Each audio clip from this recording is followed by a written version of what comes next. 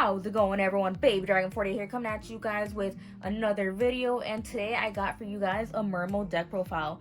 Mermails have always been one of my favorite decks to ever be introduced into the game, and they are also one of the most prettiest to look at. And with Diva back off the ban list and Needle Fiber being introduced into the game, they are now more explosive than ever before. So let's go ahead and get right into it, guys. Alright, to start things off, we're gonna have 3 copies of Mermail Abyss Megalo. I know a lot of people have cut him to 2, but I am just a firm believer of running him at 3. I know he's not as strong as he was when he first got introduced, just because there's not that many great spell and trap cards that you can search off with his effect.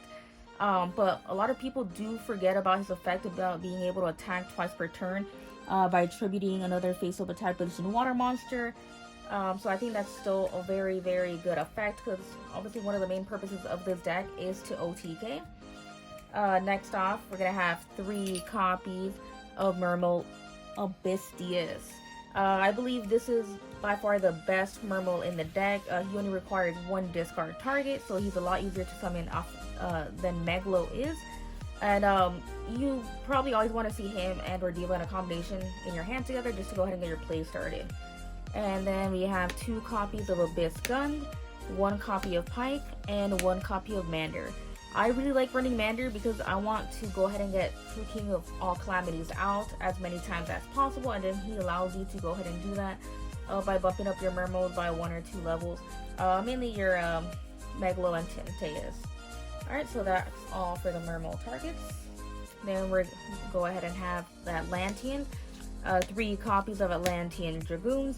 Atlantean Dragoons is the best Atlantean in the deck. He is not a once per turn, so you can abuse him so much. And he just goes ahead and enables so many of your combos.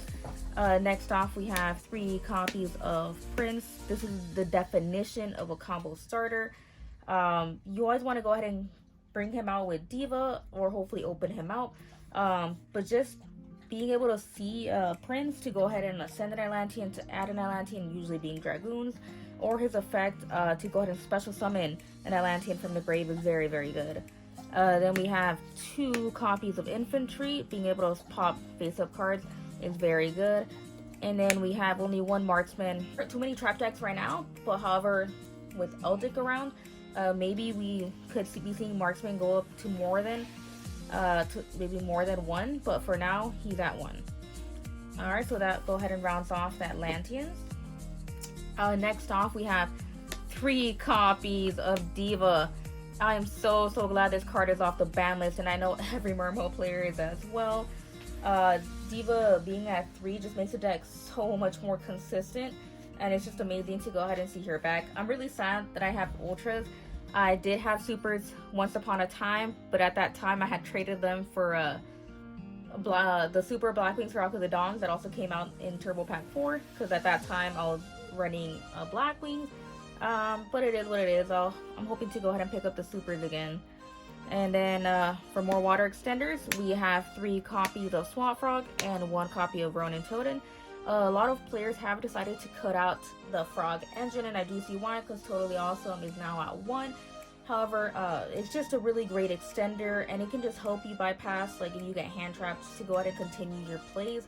I am testing it right now. I'm still liking it, so for now it's just going to go ahead and stay in the deck. Okay, and then to round off our water monsters, we have 2 copies of Fishboard Launcher. Some people are deciding to play Jet Synchron, which I am going to play test with soon. I know he's good to go ahead and bring out Omega from the Omega, because you can't obviously make Omega with Fishboard Launcher, and it's just really good for the hand loops. But for now, I'm just sticking with the 2 Fishboard Launchers, just because Jet Synchron is a fire, and I know you can banish him from the graveyard, so it won't affect Fishboard Launcher. However, sometimes I feel like if he's in the hand, you really need that water target to go ahead and discard. And then we have the 1 copy of Lapis Dragon, and of course Molten Glacia, just to go ahead and round off all your water monsters. Alright, so that's all for the monsters. Then we have 3 copies of Called by the Grave. To tell you the truth, guys, I'm not a big fan of Called by the Grave.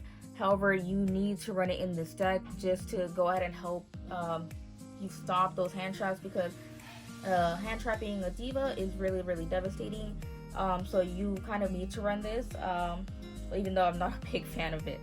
Then we have 2 copies of Mori of Greed, 1 copy of Pot of Avarice, 1 copy of Monster Born, 1 for 1, and then 1 Abyss Scale of the Mizuchi. So that runs off the spells. If you guys notice, I'm not running Instant Fusion. I just couldn't really see, like, Instant Fusion is a great card to run, don't get me wrong. It's a great extender. However, I couldn't justify the 1 space it was taken in my extra deck when I can't even see the card as many times in a duel as often as before. So it just wasn't really coming up as much, and a lot of times I was finding that I needed something else in the extra deck that was just being wasted by the rare fish. So I just went ahead and cut it for now. It couldn't see its way back into the deck, but for now it's not in here. Alright, and then the last 3 cards of the deck are 3 copies of Infinite Impermanence. I have been playing around with Impermanence. I really love this card. I just need something to help me get over the Invoke Shadow decks, especially if they just set up Winda, you know, to help me negate the Winda and help my plays go off. You can also, you don't want to run Impermanence, you can either take out the 3 Impermanence and add in an Instant Fusion, or a couple of hand traps like Phantasm or Ash Blossom, but for right now, I'm really liking Infinite Impermanence. And that rounds off the deck. It is a 42 card deck. I feel it's pretty good at 42. I'm liking it for now, but I mean, it's really kind of hard to tell. You can't really play test because there's no tournaments going on, just Dueling Book, but for now I'm liking the deck. All right, so now we'll go ahead and get into the extra deck. We have the 1 copy of Totally Awesome. Unfortunately, he's only at 1 now, but still being at 1 is very great, especially to go ahead and help against the Nibiru plays that your opponents can have for you. Then we're gonna have 1 copy of Bahamut Shark. Bahamut Shark, once again, go ahead and enables you to bring out Totally Awesome. Then we have Abyss Dweller, and then probably your boss monster in the deck, Mermail Abyss Skiles. And then our last Exceed is going to be the True King of All Calamities. Again, you can go ahead and bring him out thanks to Mander. So that runs off our Exceeds. And then for the links, we have 1 copy of Kriston Halki Fibrax. Thanks to this card, this deck is just so much more explosive than it was before. It's really good. It helps you bring out Fishboard Blaster, or Fishboard Launcher, my bad. And or Jet Synchron if you're playing Jet Synchron. 1 copy of Bushin Kiyashima. The 1 copy of Miss Starboy, 1 copy of Mermail Abyss Alacia, 1 copy of Marincess Coral Anemone, and then the last link, Boral Sword Dragon. So of course you need the Miss Starboy to go ahead and help you link climb into Alacia, as Marincess Coral Anemone is a Cybers, which is quite unfortunate. But that's why the Miss Starboy is there. And then Boral Sword Dragon, I felt like I did need a boss link monster. I don't have an Appaloosa, or else it would definitely be Appaloosa over Boral Sword. Sorry about that. Over Boral Sword Dragon. So until I get one, I'm liking Boral Sword Dragon. So that rounds off the links. And then for the synchro targets, I have the Desert Locust for the Halki Fibrax. Then I'm wanting the 1 copy White Aura Whale. Like I said, I have been playtesting with Aura Whale, and I do like that right now.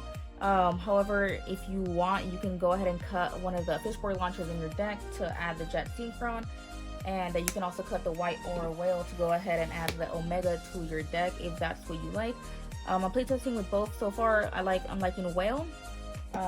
Or if you don't like Whale, you can also go ahead and cut it for a Boral Savage Dragon. It's really personal preference of what you want to play. And then I have the new Adamantic Pater Risen Dragite. And to round things off, I have the 1 Trishula just to go ahead and enable your hand loop plays. Alright guys, so that's all I have for now. That is my Mermail deck profile. Unfortunately, I don't have a side deck, like I said, because I can't really test right now. But, you know, if anything, it could be your basic cards that you can run in there, like Twin Twisters, Lancias, whatever. So it's honestly personal preference. So yeah, go ahead and leave a comment down below. Let me know if there's other things that you see that I can improve on, or text that you recommend that I test out. And don't forget to like this video and go ahead and subscribe. Baby Dragon 48 out.